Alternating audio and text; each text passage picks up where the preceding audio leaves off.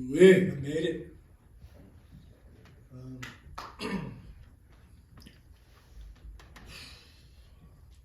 it's been a road, man. So some of you guys know my story. Not a lot of you guys do. I was born and raised in Phoenix, Arizona. My childhood was, to say dysfunctional would be kind of an understatement. My childhood was defined by abuse and abandonment from a very young age, extreme abuse. Everybody that loved me either left or hurt me or turned their back so somebody else could. I figured out by 14 I was safer in the streets. And Phoenix for a white boy, that ain't that ain't real good, you know. But hey, you know what? I did all right because I had a whole lot of hate in me. Um,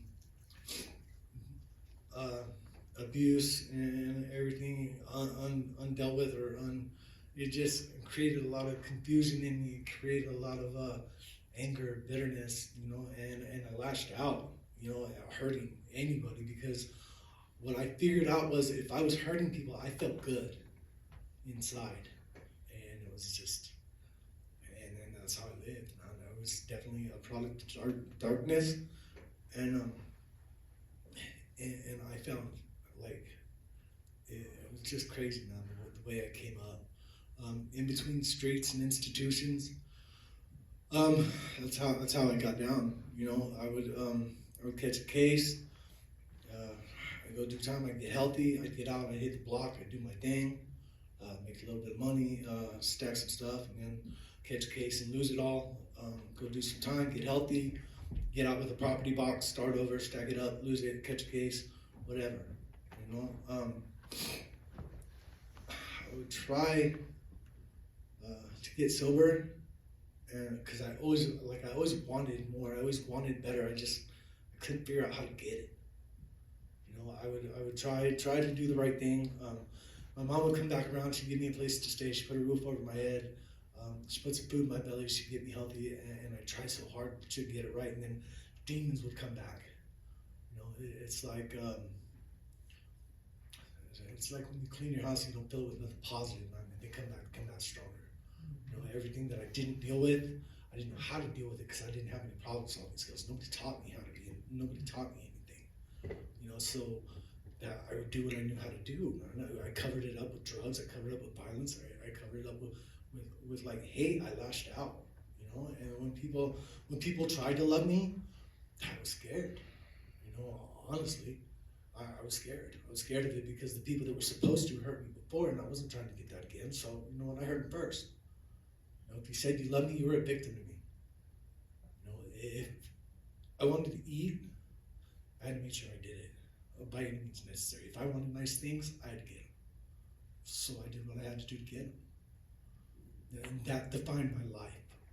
I mean, for the longest time, it was the streets, the hood, the yard, you know, and then I hit the joint, you know. I grew up and I turned to an adult, and then I went and did time with the big boys, you know, and they taught me, well, how to be a man, you know. What a joke, whatever.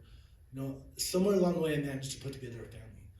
I found, I didn't know, but I found a real solid Christian woman that loved me to death no matter what I did, no matter what.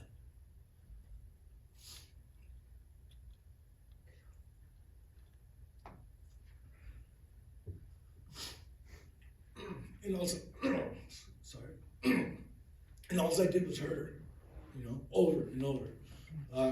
Anyway, imagine I cheated on her, I lied to her, I stole from her, I put hands on her. I'm super not proud of it, but I did, you know. And every time I came back, every time I got out, every time she was there, no matter what. She brought some super cool kids into my life, and I wanted so bad to do the right thing. I didn't want them to feel about me the way I felt about my family, so I tried so hard to do what was right, but I just couldn't figure out how. No matter how hard I tried, no matter how hard I would put it in. I always messed it up. You know, I do. Nikki would say that I was on a 4-month cycle. I could do real good for 4 months. I could clean up for 4 months, and then boom, there everything was back at it. You know, she's like, what's this cycle? Well, I'll get to that. She eventually was like, you know what, man, you're not doing nothing with your life. I'm taking the kids and I'm out. You know, she came to South Dakota, and this was after homelessness, living in a tent, taking, you know, just robbing, stealing. She's like, you know what, this is a wrap. You know, to do what was best for her and the kids. She came here. I caught another case. Arizona was going to lock me up for the rest of my life. So I decided I was going to hustle the system. I played crazy. Couldn't find out I really was a little bit. I ended up in an institution, and I had a nurse designated to shoot me up twice a month with intramuscular shots of Haldol and Depakote. I was declared seriously mentally ill. I couldn't think, I couldn't talk. I was pretty much like Jello pudding pop. I was put on disability. I couldn't work. I went to a group. They drove me around in a van. I had a caretaker pretty much. It was rugged, man. I would definitely, it's like, you see TV shows, that crazy old guy walking down the street screaming it, that was me. You know, like, it was rugged, man. And then, I don't know how, but my attorney ended up working it out to where I could come here to South Dakota. I came here off the rip, caught a case. You know, I tried to do the right thing. I caught a case, got out, went to a halfway house in Mitchell. He told me that everything was all good, whatever, but I could be a father, but that was a wrap, you know. I was like, whatever, you know, so I do the right thing. And I put everything together outside like a deck of cards, you know. I put everything together under the pretense of getting my kids and building my family back. And then when that didn't work, I fell apart, you know. I got a place, I graduated, I had my parole officer just snowed, you know. I had everybody believe in everything, you know, because I hustle. You know, because I run a good game. You know, I'm real good at telling people what they want to hear. You know, so I did that. You know, and then eventually I lost my mind. I mean, literally lost my mind. It came up that I was doing some things behind closed doors, and I got caught up. They were like, and my parole officer was so mad because she was like, she felt like a fool, and she was like, you're done, you know, and she locked me up, and I knew I was done, because those of us that know the system know when your time's done. When you reach the end of your rope, when you have chance after chance after chance, when you are considered a career criminal, when you have such an extreme violent history, and you have affiliations to this, that, and the other, you know when that's a wrap. You know when there's, that's it. You know, and I was like, man. And I'm from the West Coast, and prison's a little different out there than it is out here, and I was not going to do a bunch of time in South Dakota. You know, plus, I had got a letter from my kids, and they were like, you're done. You know, it's ridiculous. You know, nobody would accept nothing. You know, and I was like, you know what, man? I'm 46, I wasn't 46 yet. I was 44, 45, whatever. 44, because I've been doing this for 2 years now. And I was like, you know what?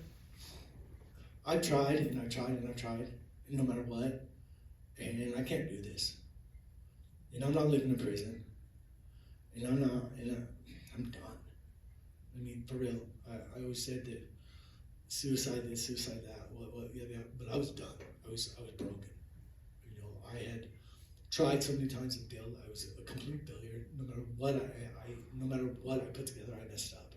No matter who put faith in me, I hurt them. No matter what I did right, it was always wrong. If that makes any kind of sense at all. And no matter what I did right, I couldn't keep doing the same thing and keep doing it right. I wasn't doing it for the right reasons. You know, and anybody that had any kind of, you know, anybody that was on my side wouldn't be there for long, because I'd do something to hurt them. I'd steal from them, I'd lie to them, I'd get caught doing something dumb, you know, no matter what. So I was like, you know what, man, here's the deal, Brian, you're an absolute failure. You're never going to do nothing. You're going to be in prison for the rest of your life. Your kids hate you. The only person that has ever loved you, you've just destroyed. You know, you're not lovable. You're a dope fan. You're a criminal. You've got no job skills. You're a loser. I'm done. Literally, I'm done.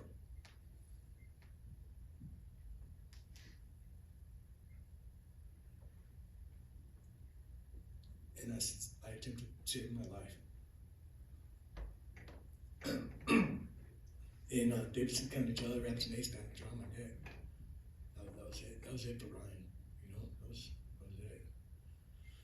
Well,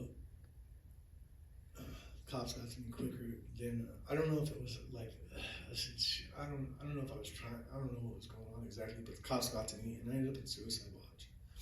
And they locked me down, and I had, like, Nikki had drugged me to church, and I knew about God, but I didn't know God. You know, I had some really good friends, Tom and Linda, that they, no matter what, they were in my back, they had my back.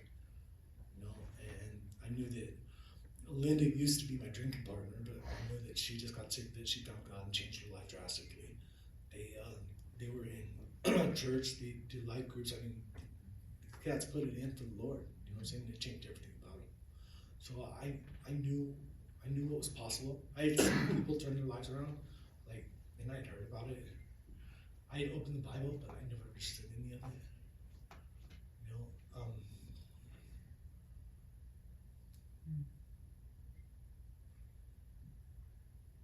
so I cried out to God. I told him, hey, I don't know if you're real, but if you are, show me. I don't know if you love me, but if you do, let me know, man. Show me something, because I can't do this no more. Brian's a mess, man. I don't even know what to do. So if you're real, hook it up. Put it down. And you know what, man? I've said this before, I'll say it again. I'm very, very grateful. Because every day since then, he's answered that prayer. Mm-hmm. He's shown me time and time again that he's got me, that I'm not alone, and that he loves me. I got out of suicide watch, and these guys were talking about Teen Challenge. And I was like, what's that, you know, just kind of overhearing what was going on. And they were talking to someone, so I got a letter, I got the address, and I wrote Brother Mike, and before the time I got the letter back, they had come and told me, hey, you just got furloughed to a program. And I'm like, well, what? Well, in Arizona, if you're sitting on charges on a violation, on parole violation, you don't get furloughed to do nothing except go do time. So I got furloughed to Lewis and Clark Treatment Center, right? I got a letter back from Brother Mike, and the way like my handwriting, first of all, is super rugged. And second of all, I write in like some broken prison slang, gang tagging all the time. And the letter back I got from Brother Mike was, I don't understand the words you're trying to say. Have you ever tried to get a hold of me? What charges are you sitting on? I was like, all right, whatever. I'm not getting in that program. You know, so I went to, I packed my stuff. I went to Lewis Clark Treatment, and I was in intake, and I had heard about the intense meth program is some 6 months, and some other program. And I asked them in my intake, I said, hey, how long is this program? And they told me 30 days. And I broke down. I broke down in my intake, and the lady's like, what's wrong? And I'm like, I can't be fixed in 30 days. I'm like, I can't do this. I'm like, I have no idea how this is gonna work. I'm not going to prison. I'm not saying I'm gonna hurt myself right now, but I'm not going to spend the rest of my life in prison. I'm telling you that right now. And she's like, hold on. And she left. I was like, great, I'm going back to jail. You know? And this dude comes back, he's just telling me, he's like, how you doing, man? I said, not good. He's like, yeah, I heard, man. And she just started rapping me like he was my friend, you know?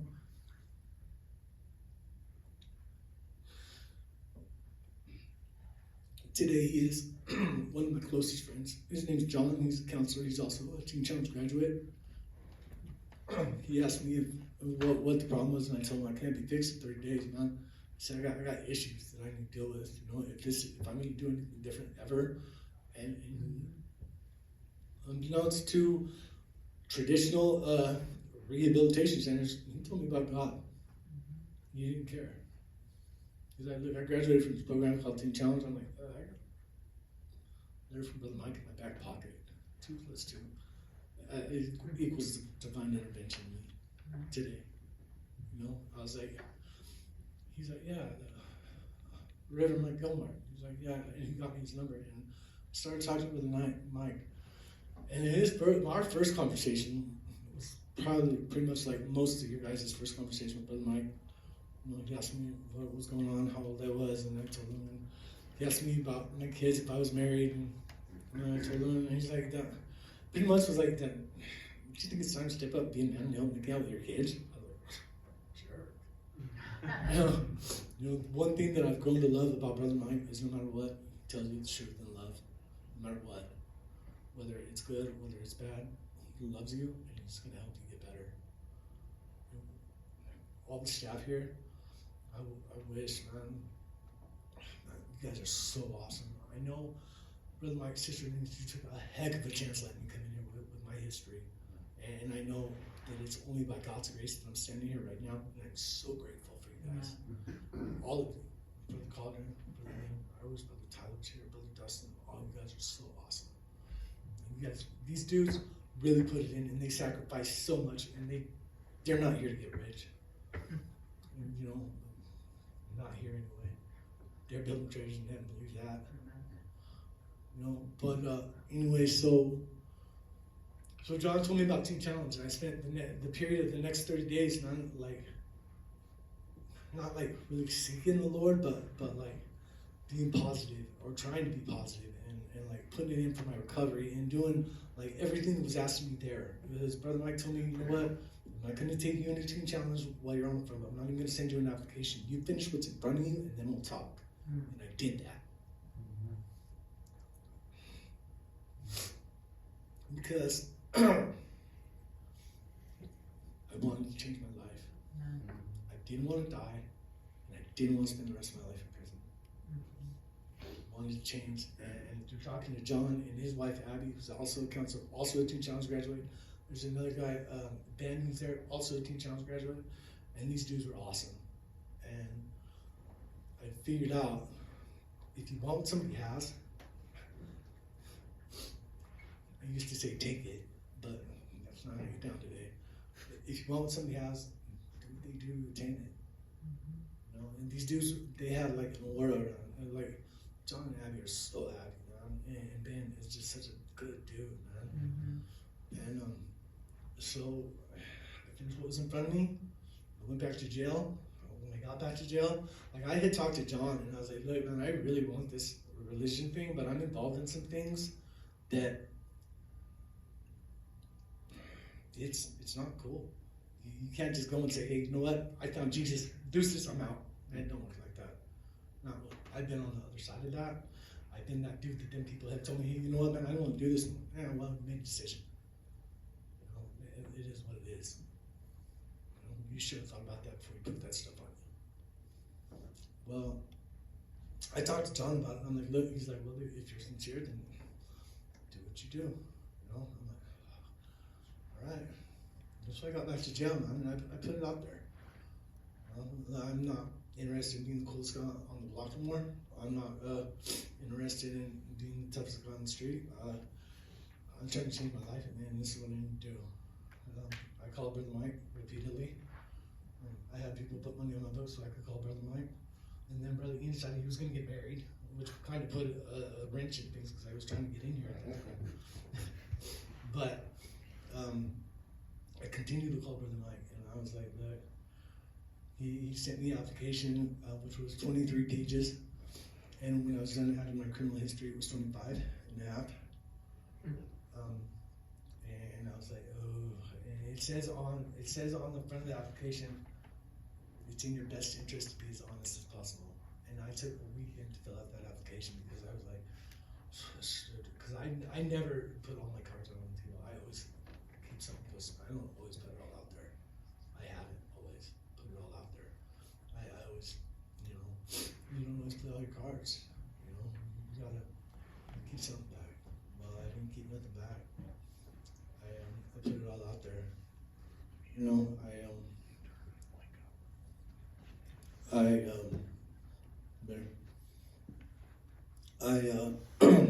I was 100%. I was honest about my abuse. I was honest about my family life. I was honest about my charges. I was honest about, and I got some charges, man. And I was like, a lot of places won't touch a person like me, man, because of my background.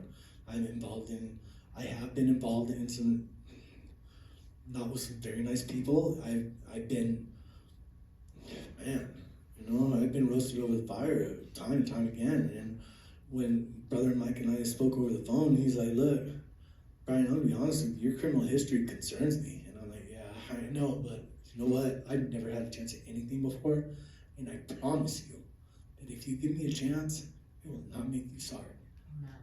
You will not regret it. And that promise, Brother Mike, was the first step, putting everything into me, developing integrity. Keeping that promise, man, really helped me put it in. And Brother Mike told me, you know what, man, I'll take you in my program. He's like, but it's up to the judge. Actually, what he says is up to the men in robes, is what he said.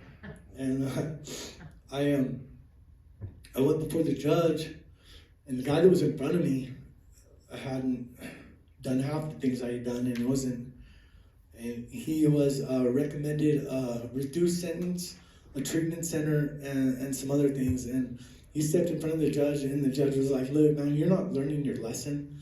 You've been to prison. He's like, you're obviously, I don't see any reason to suspend any time. He's like, I don't see any reason to send you to a treatment center. He's like, you're obviously not learning. He maxed him out. I was like, man, I'm hit.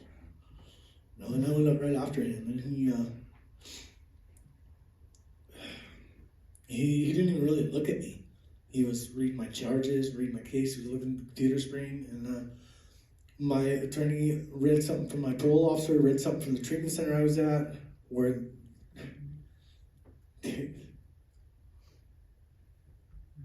don't know what they said, but they wrote an awesome letter to him about me and my future, my desire to do better and want more. My parole officer was actually in my corner, and Brother Mike they had a letter from Brother Mike, and they were like, you've been accepted into challenge? And I was like, yeah. He's like, all right, well, talk to me. And he looked up at me for the first time, and I told him, look, I'm going to be honest with you. I said, I came here, and I'll never forget this, because it was on my birthday. I said, I came here on July, it was the day after my birthday, actually. I said on July 23rd, and they had to shut the jail down because of my suicide attempt. I was like, and I was broken. I said, I didn't want to do nothing. I didn't want to live. I said, I don't want to go to prison, but I said, I think there might be something to this Jesus thing. I said, I want to know more about it.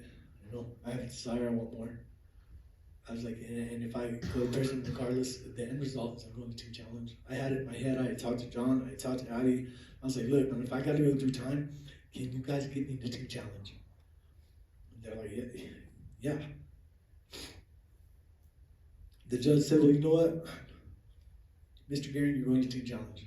And I learned that day, live with God, all things are possible. Amen. because there's nothing other than divine intervention. Nothing else explains that situation. Come on, man. People that know the system, people that know the law, people that know I should be doing double, triple digits right now. I should be dead. I should be in prison. I should be a lot of places. I shouldn't be here giving my testimony, talking about praising God. I shouldn't be, but I am. You know why? Because God loves me.